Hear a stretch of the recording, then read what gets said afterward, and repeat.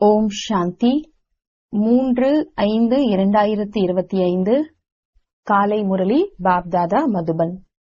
இனிமையான குழந்தைகளே, தனக்குத்தான் ராஜ்ய திலகத்தை இடுவதற்காக தகுதி மிக்கவராக ஆகுங்கள். எந்த அளவு படிப்பை படித்து ஸ்ரீமத் படி நடக்கிறீர்களோ அந்த அளவு ராஜ்ய திலகம் கிடைத்துவிடும். கேள்வி: எந்த நினைவில் இருந்தீர்கள் என்றால் ராவண தன்மையின் அதாவது மாயையின் நினைவு மறந்து போகும். பதில்: நாம் கணவன் மனைவி அல்ல, நாம் ஆத்மாக்கள். நாம் பெரிய பாபா அதாவது சிவபாபாவிடம் இருந்து சிறிய பாபாவின் அதாவது பிரம்மா பாபாவின் மூலம் ஆஸ்தியை எடுத்துக் கொண்டிருக்கின்றோம் என்பது எப்போதும் நினைவில் இருக்க வேண்டும். இந்த நினைவு ராவண தன்மையின் அதாவது மாயையின் நினைவை மறக்க வைத்துவிடும். நாம் ஒரு தந்தையின் குழந்தைகள் என்ற நினைவு வந்தது என்றால் ராவண தன்மையின் நினைவு நீங்கிவிடும். இதுவும் கூட தூய்மையாக இருப்பதற்கான மிக நல்ல யுக்தியாகும். ஆனால் இதில் முயற்சி தேவை.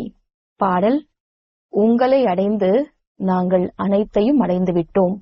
ஓம் சாந்தி. ஆன்மீக தந்தை வந்து ஆன்மீக குழந்தைகளுக்கு புரிய வைக்கின்றார். பாருங்கள், அனைவரும் திலகத்தை இங்கே அதாவது புருவ மத்தியில் இடுகின்றனர். இந்த இடம் ஒன்று ஆத்மாவின் இருப்பிடம், மற்றொன்று ராஜ்ய திலகம் இங்கே இடப்படுகிறது. இது ஆத்மாவின் அடையாளமாக தான் இருக்கிறது.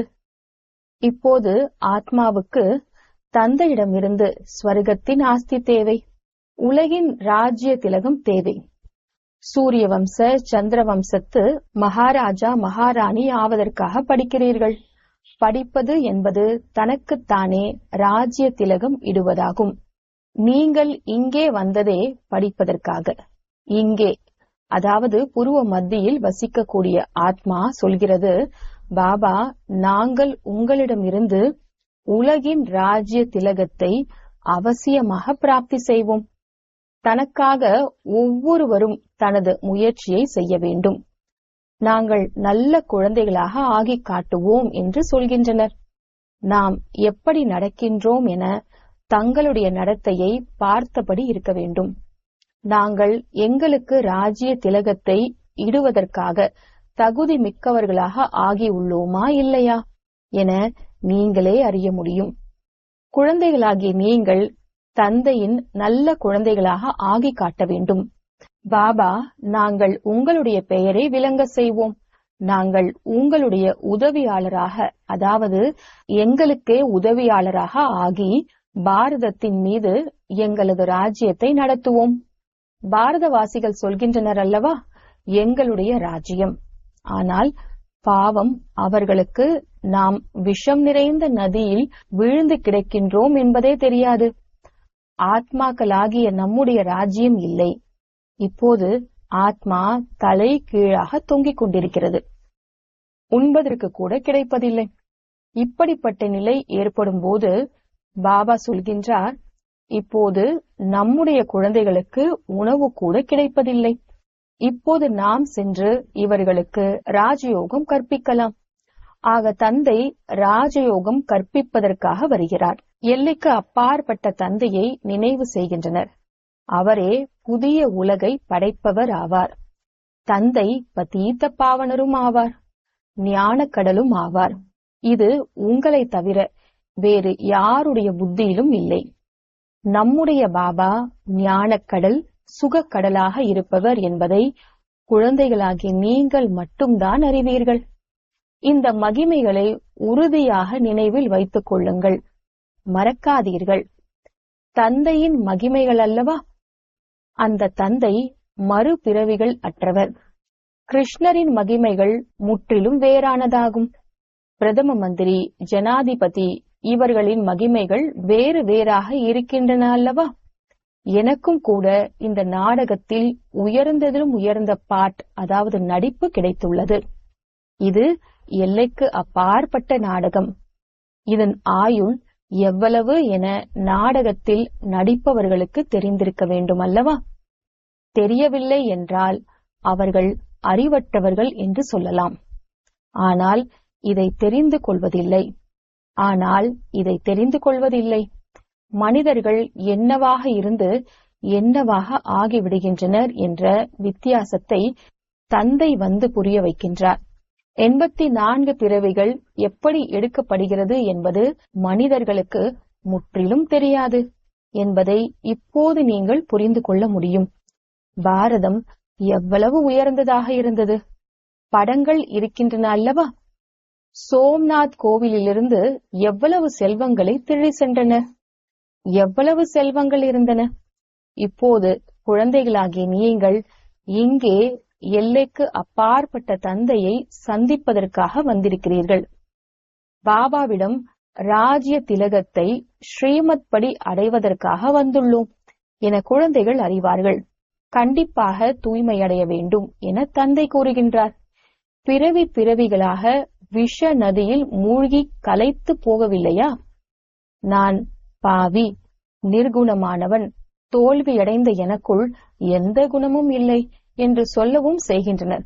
அப்போது கண்டிப்பாக அந்த குணங்கள் ஒரு சமயத்தில் இருந்தன, இப்போது இல்லை என அர்த்தம். இப்போது நீங்கள் புரிந்து கொண்டிருக்கிறீர்கள். நாம் உலகின் எஜமானர்களாக அனைத்து குணங்களிலும் நிறைந்தவர்களாக இருந்தோம். இப்போது எந்த குணமும் இல்லை. இதையும் தந்தை புரிய வைக்கின்றார். குழந்தைகளை படைப்பவர் தந்தையே ஆவார். ஆக தந்தைக்குதான் அனைத்து குழந்தைகளின் மீதும் இரக்கம் ஏற்படுகிறது.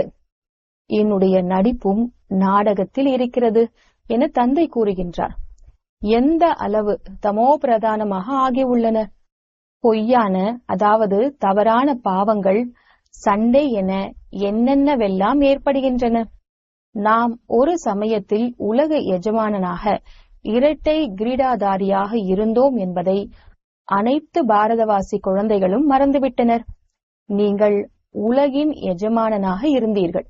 பிறகு நீங்கள் 84 பிறவிகள் எடுத்து வந்தீர்கள் என்று தந்தை அவர்களுக்கு நினைவூட்டுகின்றார். ஆச்சரியமாக உள்ளது. 84 பிறவிகளுக்கு பதிலாக 84 லட்ச பிறவிகள் என்று ஏற்படுத்தி விட்டார்கள். பிறகு கல்பத்தின் ஆயுளை கூட லட்சக்கணக்கான வருடங்கள் என்று சொல்லிவிடுகிறார்கள்.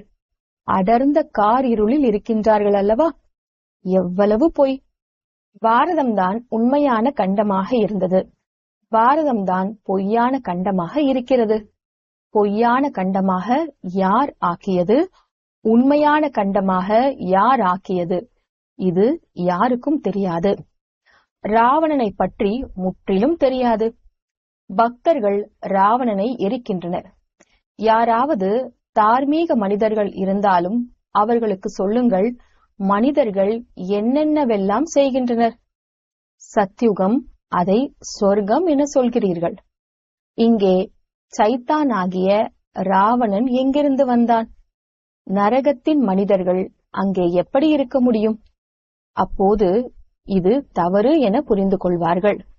நீங்கள் ராமராஜ்யத்தின் படத்தை வைத்து புரிய வைக்கலாம். இதில் ராவணன் எங்கிருந்து வந்தார்? நீங்கள் புரிய வைக்கவும் செய்கிறீர்கள். ஆனால் புரிந்து கொள்வதில்லை. அரிதாக யாராவது வெளிப்படுகின்றனர். நீங்கள் எவ்வளவு குறைந்த அளவில் இருக்கிறீர்கள். இன்னும் முன்னால் போக போக எத்தனை பேர் நிலைக்கப் போகிறார்கள் என புரியும். ஆக பாபா புரிய வைத்துள்ளார். ஆத்மாவின் சிறிய அடையாளத்தையும் இங்கேதான், அதாவது புருவ மத்தியில் காட்டுகின்றனர். பெரிய அடையாளம் ராஜ்ய திலகமாகும். இப்போது தந்தை வந்துள்ளார். தனக்கு பெரிய திலகத்தை எப்படி வைப்பது, நீங்கள் ராஜ்ய திலகத்தை எப்படி பிராப்தியாக செய்ய முடியும் என்பதற்கான வழியை காட்டுகின்றார். அதன் பெயரே ராஜயோகம் என வைத்துள்ளார். கற்றுக் கொடுப்பவர் தந்தையாவார். கிருஷ்ணர் தந்தையாக ஆக முடியாது. அவர் குழந்தை. பிறகு ராதேயும் சுயம்பரம் நடக்கும் போது ஒரு குழந்தை பிறக்கும்.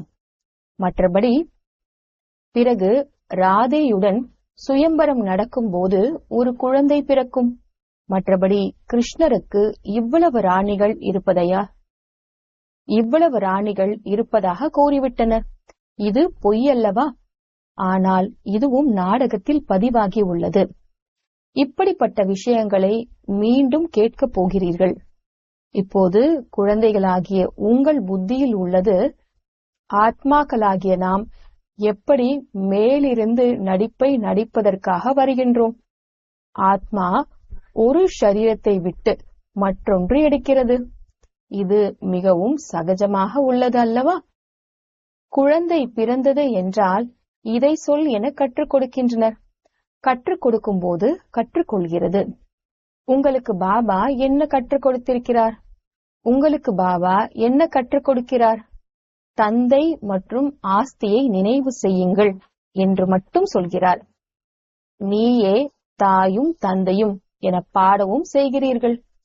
ஆத்மா பாடுகிறதல்லவா? அளவற்ற சுகம் கிடைக்கிறது. சிவபாபா நமக்கு கற்றுக் கொடுக்கின்றார் என குழந்தைகளாகிய நீங்கள் அறிவீர்கள். இங்கே நீங்கள் சிவபாபாவிடம் வந்திருக்கிறீர்கள். பாகிரதம் எனில் மனித வடிவிலுள்ள ரதம் அல்லவா? இதில் பரம்பிதா பரமாத்மா வீற்றிருக்கின்றார். ஆனால் ரதத்தின் பெயர் என்ன? பெயர் பிரம்மா என இப்போது நீங்கள் அறிவீர்கள்.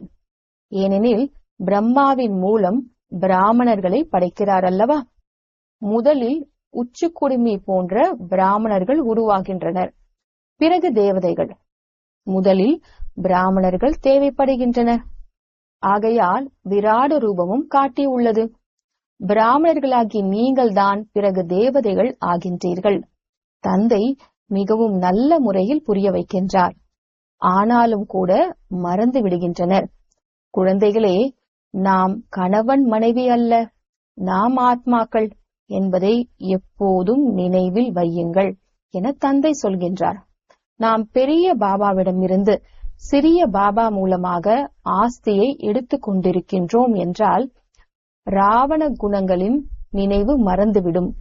இது தூய்மையாய் இருப்பதற்கான நல்ல யுக்தியாகும். இது தூய்மையாய் இருப்பதற்கான நல்ல யுக்தியாகும். பாபாவிடம் பல ஜோடிகள், அதாவது தம்பதியர் வருகின்றனர். இருவருமே பாபா என அழைக்கின்றனர். எப்போது நாம் ஒரு தந்தையின் குழந்தைகள் என நினைவு வருகிறதோ பிறகு ராவண பழக்க வழக்கத்தின் நினைவு மறந்துவிட வேண்டும். இதில் உழைக்க வேண்டியுள்ளது. முயற்சியின்றி எதுவும் நடக்காது. நாம் பாபா உடையவர் ஆகியுள்ளோம். அவரைதான் நினைவு செய்கின்றோம். என்னை நினைவு செய்தீர்கள் என்றால் பாவ கர்மங்கள் அழியும் என பாபாவும் சொல்கின்றார். 84 பிறவிகளின் கதை முற்றிலும் சகஜமானதுதான். மற்றபடி தந்தையை நினைவு செய்வதில் முயற்சி தேவைப்படுகிறது. முயற்சி செய்து குறைந்தபட்சம் 8 மணி நேரம் நினைவு செய்யுங்கள் என்று தந்தை சொல்கின்றார். 1 மணி நேரம், அரை மணி நேரம் வகுப்பிற்கு வந்தீர்கள் என்றால் தந்தை நமக்கு கற்பிக்கின்றார் என நினைவு வரும். இப்போது நீங்கள் தந்தையின் முன்னால் இருக்கிறீர்கள் அல்லவா? தந்தை குழந்தைகளே குழந்தைகளே என சொல்லி புரிய வைக்கின்றார். குழந்தைகளாகி நீங்கள் கேட்கிறீர்கள். கெட்டதை கேட்காதீர்கள், கெட்டதை பார்க்காதீர்கள், கெட்டதை பேசாதீர்கள் என தந்தை கூறுகின்றார். இதுவும் கூட இப்போதைய விஷயம்தான். நாம் ஞான கடலாகிய தந்தையிடம் அவர் முன்னால் வந்துள்ளோம் என இப்போது குழந்தைகளாகிய நீங்கள் அறிவீர்கள். ஞானக்கடல் தந்தை உங்களுக்கு முழு சிருஷ்டியின் ஞானக்கடல் தந்தை உங்களுக்கு முழு சிருஷ்டியின் ஞானத்தை கூறிக்கொண்டிருக்கின்றார். பிறகு எடுப்பது எடுக்காதது அவரவர்களை பொறுத்ததாகும். தந்தை வந்து இப்போது நமக்கு ஞானம் கொடுத்து கொண்டிருக்கின்றார். நாம் இப்போது ராஜயோகம் கற்றுக்கொள்கின்றோம். பிறகு எந்த சாஸ்திரம் முதலானவற்றின் பக்தியின் அம்சமும் இருக்காது. பக்தி மார்க்கத்தில் ஞானம் சிறிதளவும் இல்லை. ஞான மார்க்கத்தில் பிறகு பக்தி சிறிதளவும் இல்லை. ஞானக்கடல் வரும்போது ஞானம் சொல்வார். அவருடைய ஞானமே சத்கதிக்கானதாகும். சத்கதி வழங்கும் வள்ளல் ஒருவர்தான். அவர்தான் பகவான் என அழைக்கப்படுகின்றார். அனைவரும் ஒரு பதீத்த பாவனரை தான் அழைக்கின்றனர். பிறகு இன்னொருவர் எப்படி இருக்க முடியும்?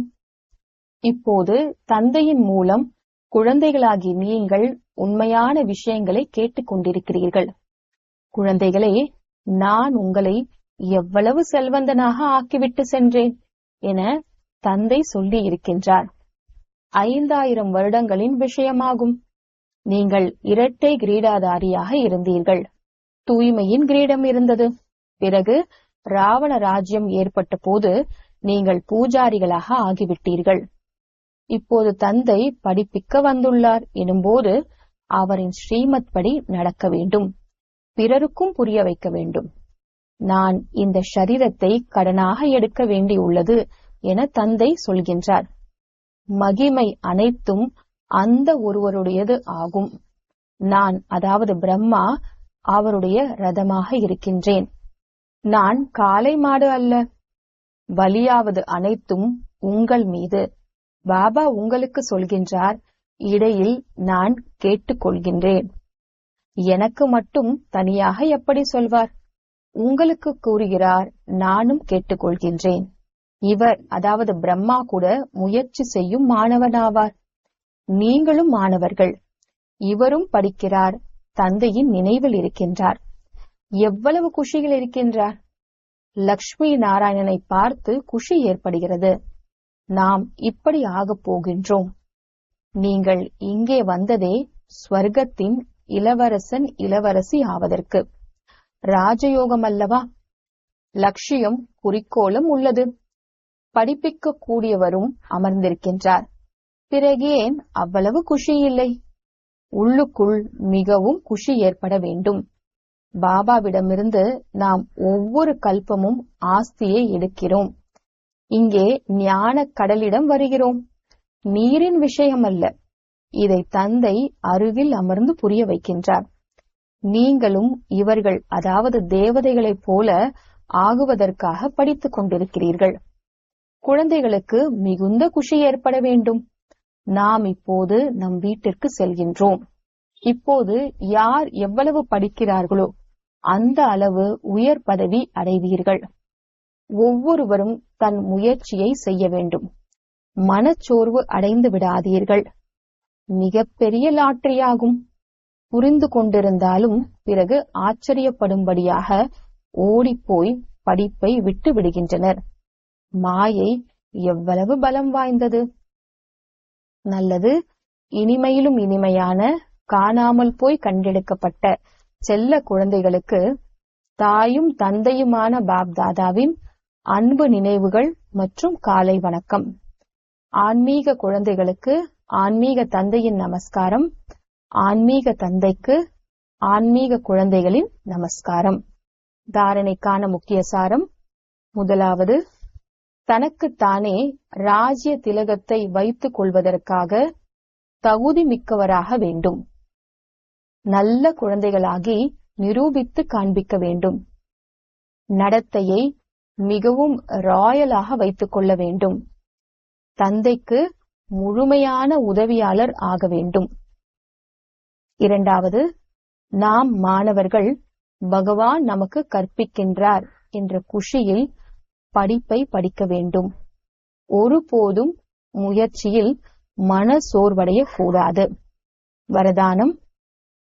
தனது அதிகாரத்தின் சக்தி மூலம் திரிமூர்த்தி என்ற படைப்பை உதவியாளராக மாற்றக்கூடிய மாஸ்டர் படைப்பவர் ஆகுக. தனது அதிகாரத்தின் சக்தி மூலம் திரிமூர்த்தி என்ற படைப்பை உதவியாளராக மாற்றக்கூடிய மாஸ்டர் படைப்பவர் ஆகுக. விளக்கம். 3 விதமான சக்திகள், அதாவது மனம், புத்தி, சன்ஸ்காரம்.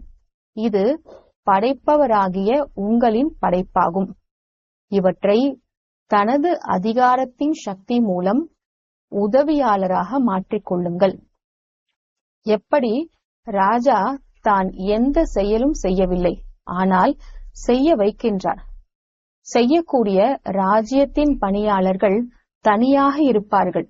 அதுபோல் ஆத்மாவும் செய்ய வைக்கக்கூடியவராகும். செயல்படுவது இந்த விசேஷ 3 சக்திகளாகும்.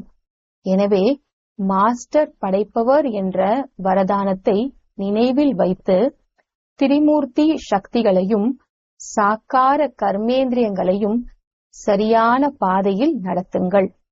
ஸ்லோகன்: அவ்யக்த பாலனையின் வரதானத்தின் அதிகாரத்தை பெறுவதற்காக தெளிவானவர் ஆகுங்கள்.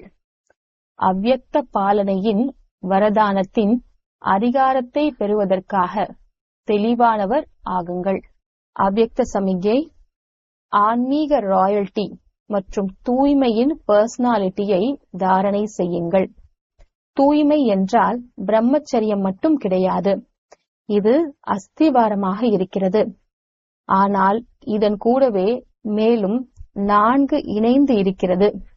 கோபம் மற்றும் இதனுடைய துணைவர்கள் யாரெல்லாம் இருக்கிறார்களோ அந்த மகாபூதங்களை தியாகம் செய்து, அதன் கூடவே அதனுடைய யாரெல்லாம் குழந்தை குட்டிகள் சிறிய அளவில் பெரிய அளவில் இருக்கிறார்களோ அவற்றையும் தியாகம் செய்யும் பொழுதுதான் தூய்மையின் ஆன்மீக பர்சனாலிட்டியின் தாரணையாகும். ஓம் சாந்தி.